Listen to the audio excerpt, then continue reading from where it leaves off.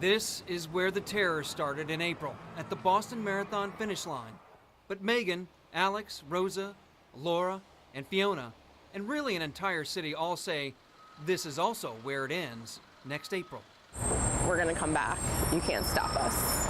So 2014 just means that they lost. You picked the wrong people. This group of people didn't know each other before the bombs hit Boylston, but they all share a common story from that day of terror. It was more of what I heard. Fiona Cardenia supports surgeons at Brigham and Women's Hospital. She was filing folders nowhere near the finish line. The sound of sirens didn't stop going off for a couple of hours. And then patients were being brought in through the ambulance entrance, which is on the way from the cafeteria to my office. Fiona worried about her mom. She was supposed to be cheering people home at the finish. Still weird being down here. Megan Buffano knew her friend was close to celebrating 26.2 miles. All those people that didn't get to finish, I think that that's a big deal. Because you put so much work into it.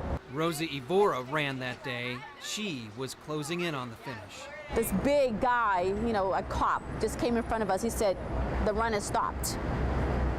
And we're like, "What do you mean the run has stopped?" And then that's when he told us a bomb went off. My sister's at the finish line. My nephews are at the finish line. What do we do? Our phones, phones were not working. Fiona, Megan, Rosa, all of them escaped physical harm, and so did their relatives.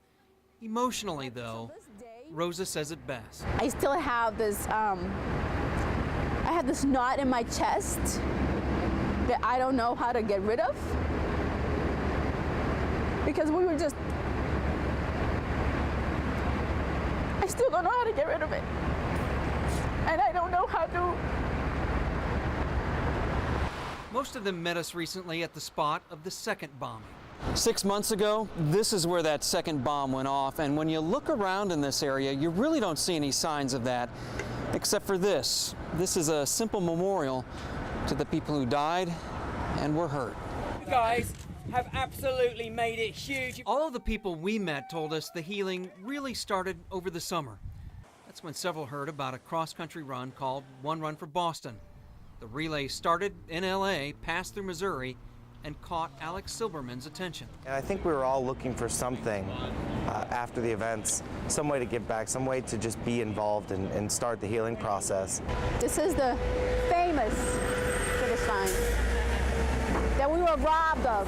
For Rosa, One Run finally brought her to this finish line. She is one of several who carried an American flag on that final leg of the relay, except she broke down at the line and had to be carried over it. I was right there when they were dragging me across. And for each person we met, April 21st, 2014 is a day to anticipate and celebrate. If we give up, then it's over. It's going to be so joyous and such a moment of pride and excitement and all of the feelings that normally go with running a marathon, probably times 100. Boston 2014 is going to be bigger and better than ever. She's going to step around it.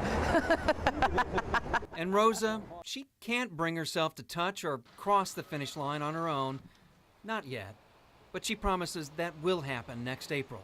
In 2014, I will most definitely touch the finish line. Even if I have to crawl to the finish line, I will definitely touch it. And maybe, just maybe, she'll lose that knot in her chest. And with others, declare victory. That is my destiny. Paul Ather, KY3.